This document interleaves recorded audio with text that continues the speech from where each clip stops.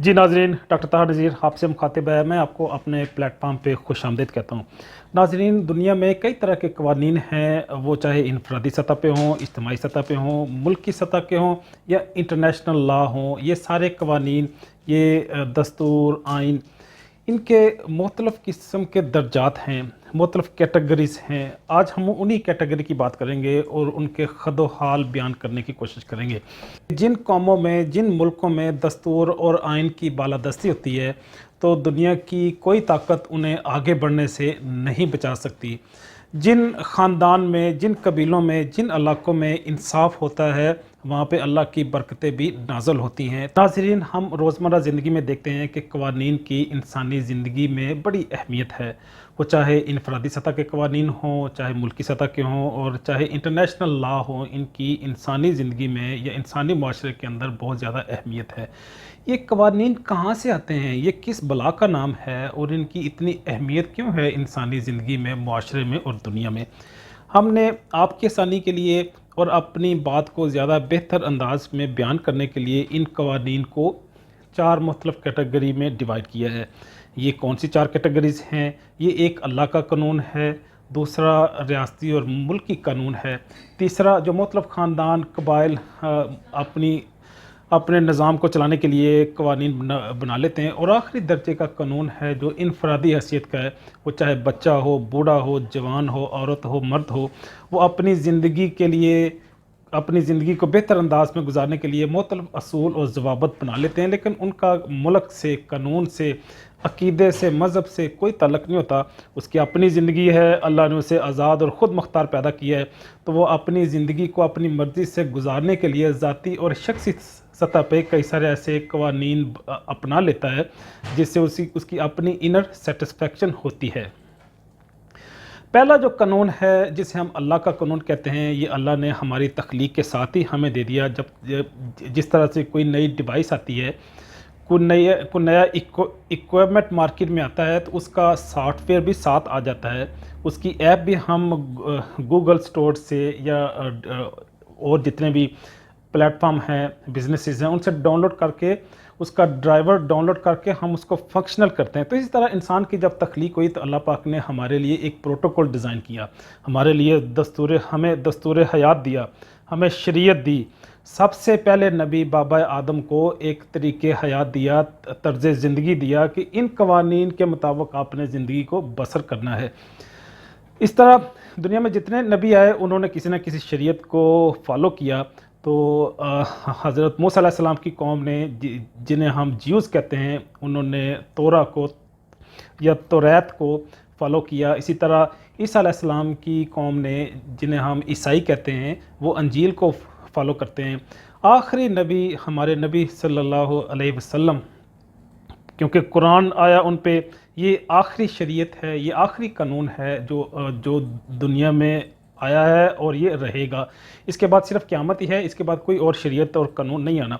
तो ये ऐसा कानून है जिसमें कोई फ्लेक्सिबिलिटी नहीं है, इस पे कोई बहस नहीं है। जहाँ पे अल्लाह और उसके नबी का फरमान आ जाए, वहाँ पे बहस ख़त्म हो जाती है और हमें मनो आंखें बंद करके उसको मानना पड़ता है। दूसरा रियासत का कानून है या मुल्क का कानून है। वो कानून कौन सा है? वो आइन भी हो सकता है, वो दस्तूर भी हो सकता है, वो ट्रैफिक के लॉ भी हो सकते हैं, वो सिविल लॉ है, वो क्रिमिनल लॉ है। डिफरेंट कैटेगरीज़ हैं मुल्की कवानीन की, और इनका जो माखज़ है इस्लामी रियासतों में कुरान और हदीस से लिया जाता है। लेकिन अगर सेकुलर स्टेट्स हों या नॉन इस्लामिक स्टेट्स हों, तो वो अवामी राय के मुताबिक अपने कवानीन को, अपने आइन को, अपने दस्तूर को डिज़ाइन करते हैं। तीसरा जो कानून है वो ख़ानदानी सतह पे है। मुख्तलिफ़ कौमें और मुख्तलिफ़ बरादरियाँ या मुख्तलिफ़ ख़ानदान अपने ख़ानदान को, कबीले को बेहतर अंदाज में मैनेज करने के लिए अपनी मखसूस सतह पे कुछ कवानीन वज़ा कर लेते हैं, फिर उनको आगे लेके चलते हैं। आखिरी जो कानून की कैटेगरी है वो है इनफरादी सतह के कवानीन। वो कोई भी शख्स किसी भी वक्त डिज़ाइन कर सकता है, किसी भी वक्त उनको विदड्रा भी कर सकता है, उनको छोड़ भी सकता है। तो इसका क्योंकि तल्लक इंसानी वजूद, इंसानी ज़ात और उसकी अपनी शख्सियत से है, तो इसलिए ये मोर फ्लेक्सिबल है। वो किसी को बताए बगैर, इसका इजहार किए बगैर जब मर्ज़ी इसको अडॉप्ट कर ले, जब मर्ज़ी इसको चेंज कर दे। तो इससे ही इंसान की तबीयत की या इंसानी शख्सियत का एवोल्यूशन होता है। इंसान अच्छाई की तरफ भी जा सकता है, इंसान बुराई की तरफ भी जा सकता है। तो जैसा कि मैंने आपको बताया कि इस्लामी माशरे के अंदर ये कवानीन ऊपर से नीचे आते हैं। ऊपर से क्या मतलब, ऊपर से मतलब ये है कुरान और हदीस से, जिससे हम इस्तिंबात करते हैं, जिससे हम चीज़ों को माखज़ करते हैं। माखज़ करते हुए हम फिर माशरे के अंदर, वो चाहे ट्रैफिक का कानून हो, चाहे दीवानी कानून हो, चाहे आपकी वरासत का हो, चाहे आपका इंसानी राइट्स का, वो सारे कवानीन का इस्तिंबात या उनका जो माखज़ है वो कुरान और हदीस से होता है। लेकिन जो सेकुलर स्टेट्स हैं, जो नॉन इस्लामिक स्टेट्स हैं, उनका माखज़ ऊपर से नहीं आता। मतलब वो किसी डिवाइन लॉ को फॉलो नहीं करते, किसी बाइबल या इस तरह के किसी जो मुक़द्दस सहीफ़े हैं उनको फॉलो नहीं करते, बल्कि वो लोगों की राय के मुताबिक अपने मुल्क की और अपने रियासती कवानीन वज़ा करते हैं। हाँ, कई सारी ऐसी स्टेट्स हैं, हम देखते हैं कि वो रिलीजियस स्टेट्स हैं। जिस तरह इसराइल है, इसराइल ने ये डिक्लेयर किया हुआ है कि तोरा इज़ योर कॉन्स्टिट्यूशन, द तोरा is the constitution of the Israel. इसका मतलब है वो भी एक मजहबी कंट्री है, रिलीजियस कंट्री है। इस तरह और भी कई सारे ऐसे कंट्रीज़ हैं, जैसा इस्लामी जमहूरिया ईरान है, अमारात इस्लामी अफ़गानिस्तान है, इस्लामी जमहूरिया पाकिस्तान है। ये सारे कंट्रीज़ हैं, ये क्योंकि रिलीजन की बुनियाद पे इस्टेब्लिश हुए हैं, तो वहाँ पे रिलीजन की बालादस्ती है और अपने अपनी शरीयत के मुताबिक अपने माशरे कानून और सल्तनत को वो चलाते हैं। जो रियासती कवानीन हैं वो इसी जो डिवाइन टेस्टामेंट्स हैं या शरीयत है, इससे वो माखज़ करते हैं और अपनी रियासत के कारोबार को चलाते हैं। इस तरह ख़ानदान के भी जो रवायात हैं वो भी इसी अंदाज़ में आगे चलती हैं। लेकिन इन कवानीन की अहमियत क्या है, इनकी वैल्यू क्या है माशरे के अंदर, कौमों के अंदर, इंसानी ज़िंदगी के अंदर? हाँ, इससे तवाज़न आता है, इससे इंसानी ज़िंदगी में खूबसूरती आती है, इसमें हम आहंगी पैदा होती है, लोगों के आपस के तल्लुकात ख़राब नहीं होते, अमन व सलामती की ज़मानत यूँ ही कवानीन होते हैं। दूसरी बात यह है कि इससे अदल व इंसाफ की बालादस्ती होती है, इससे मुईशत, माशरत, तमद्दन, सेहत, तालीम, ये सारे कारोबार ज़िंदगी इसी से ही तश्कील पाते हैं और इसी से ही इनकी तज़यीन, आराइश और इनकी एक ऑर्गेनाइजेशन या डिसिप्लिन मेंटेन होता है। अगली बात यह है कि इससे इंसानी हकूक़ का बेहतरीन अंदाज में आप तहफ़्फ़ुज़ भी कर सकते हैं। ये चादर और चार दीवारी का तहफ़्फ़ुज़ इससे करते हैं। हम देखते हैं कि इंसानी जान, माल, इज़्ज़त का तहफ़्फ़ुज़ भी आप इन्हीं कवानीन की इम्प्लीमेंटेशन या इनके अतलाक़ से इंश्योर कर सकते हैं। जहाँ पे वायलेशन होगी, जहाँ पे कोई कानून नहीं होगा, वहाँ पे आप देखेंगे फितना और फसाद होगा, वहाँ पे खून खराबा होगा। हम इसका कई सारे मसाले भी पेश कर सकते हैं, वो चाहे अफ़गानिस्तान में हो, पाकिस्तान में हो, अफ्रीका में हो, डिफरेंट कंट्रीज़ में, डिफरेंट माशरों के अंदर हम देखते हैं जहाँ पे ला कानूनियत हो, जंगल का कानून हो, वहाँ पे फितना और फसाद ही होता है, वहाँ पे अमन व सलामती इस्टेब्लिश नहीं हो सकता। हाँ, अगली बात जो आपसे करके मैं आपसे इजाज़त चाहूँगा कि इसका अज़हार किस तरह से होता है, इसको किस तरह से हम महसूस करते हैं, इसके नताइज को किस तरह से हम देख सकते हैं, इसकी वैल्यू क्या है। हाँ, हम देखते हैं कि जब कोई शख्स इनफरादी सतह पे अपने आप पे अल्लाह के कानून का नफाज करता है तो उसकी अपनी शख्सियत निखर जाती है। अगर वो मुल्क के कानून या अपने कबीले और ख़ानदान के कवानीन की पासदारी करता है तो वो एक अच्छा शहरी बन जाता है, ख़ानदान का अच्छा फ़र्द बन जाता है। तो ये कवानीन से इंसानी माशरे के अंदर इस सिर्फ खूबसूरती नहीं आती, बल्कि इंसान की अपनी ज़ाती और शख्सी ज़िंदगी में भी एक ऐसी कशिश पैदा हो जाती है जिसको बाकी लोग भी महसूस करते हैं।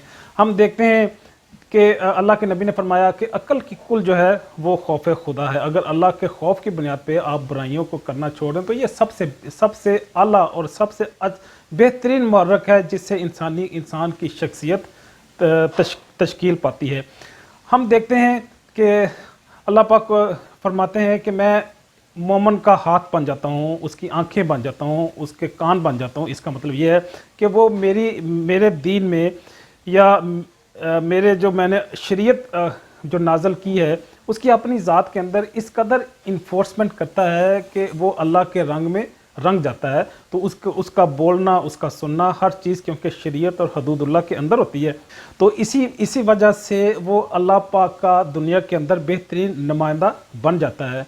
اگلی بات میں کروں گا کہ اگر انہی قوانین کی پاسداری، انہی روایات کہہ لیں، انہی وہ اسٹیٹ کا لا کہہ لیں، یا خاندان کے جو رسم و رواج ہیں، ان کی پاسداری اگر کوئی خاندان کرتا ہے تو وہ دنیا میں بہترین خاندان بن جاتے ہیں، کیونکہ ان میں ایک ڈسپلن آ جاتا ہے، وہ ایک دوسرے کا لحاظ کرتے ہیں، اور کسی قانون، کسی دستور تو کسی آئین کے تحت اپنی چیزوں کو آگے بڑھاتے ہیں۔ سب سے بہترین مثال میں آپ کے سامنے پیش کر کے بات کو آگے بڑھانے کی کوشش کروں گا۔ اللہ کے نبی جب دنیا سے جانے لگے تو ان کے گھر میں پکانے کے لیے کچھ چیز نہیں تھی، ایون حضرت عائشہ رضی اللہ عنہا نے پیسے ادھار لے کے تو گھر میں کچھ چیزیں بنائیں، لیکن اللہ کے نبی کے گھر میں 7 تلواریں لٹکی ہوئی تھیں۔ تو ہمارے نبی نے جاتے ہوئے بھی یہ پیغام دے دیا کہ دنیا میں اصل طاقت، اصل قوت جو ہے، انسان کا اصل جو مقصد ہے زندگی کا، وہ حریت ہے، وہ آزادی ہے، وہ جہاد ہے، وہ طاقت ہے، وہ دولت نہیں ہے، وہ لوگوں پہ اپنا قبضہ جمانا نہیں ہے، وہ بڑے بڑے محل بنانا مقصود نہیں ہے، بلکہ حریت، طاقت اور آزادی انسان کا اصل مقصد ہے۔ اور تو اللہ کے قانون کو اپنے جسم، اپنے وجود اور اپنے نفس میں، اپنے پوری زندگی میں نافذ کرتے ہوئے اس کو دنیا کے اندر اس کا اطلاق کرنے کی کوشش کرنی چاہیے، بجائے اس کے کہ بندہ دوسرے کئی سارے ایسی ایکٹیویٹی، ایسے مقاصد میں اپنے وسائل کو صرف کرنا شروع کر دے جس کا دنیا میں بھی بہت زیادہ فائدہ نہیں ہوتا، اور آخرت میں بھی ڈیفینیٹلی اس کا کوئی فائدہ نہیں ہوگا۔ ہم دیکھتے ہیں کہ دنیا کی امامت بھی، اس کا بھی کوئی نہ کوئی طریقہ کار ہے۔ اللہ پاک نے ہر چیز جب ایک بیلنس اور ایک مخصوص طریقہ کار سے بنائی ہے، تو دنیا کی امامت اور رہنمائی بھی، یہ بھی یقیناً اس کا بھی کوئی کرائٹیریا ہے، انہی قوموں کو ملتی ہے جو قانون اور انصاف کی بالادستی پہ یقین رکھتے ہیں۔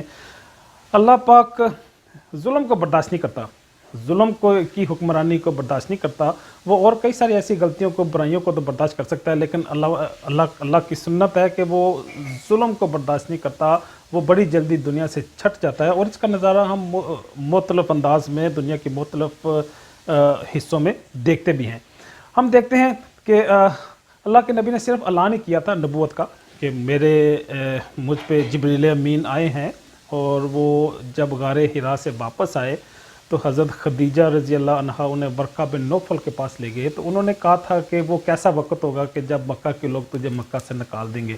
تو اس کا مطلب ہے آخری نبی کے حوالے سے کئی ساری ایسی بشارتیں پہلے سے موجود تھیں، اور انبیاء کو کیونکہ دنیا میں تنگ ہی کیا جاتا ہے، تو انہیں یہ بھی پتہ تھا کہ یہ دنیا کا امام ہوگا، یہ رہتی دنیا تک ایک بہت بہت بڑا قائد اور ایک وہ آخری شاندار نبی کی صورت میں ظہور ہوا ہے، اور ایسا ہی ہوا، ان کی پیشینگوئی ان کے بعد سچ ثابت ہوئی، لیکن انلکیلی وہ کچھ زیادہ دیر زندہ نہیں رہ سکے، لیکن بہرحال انہوں نے اللہ کے نبی کو پہچان لیا تھا۔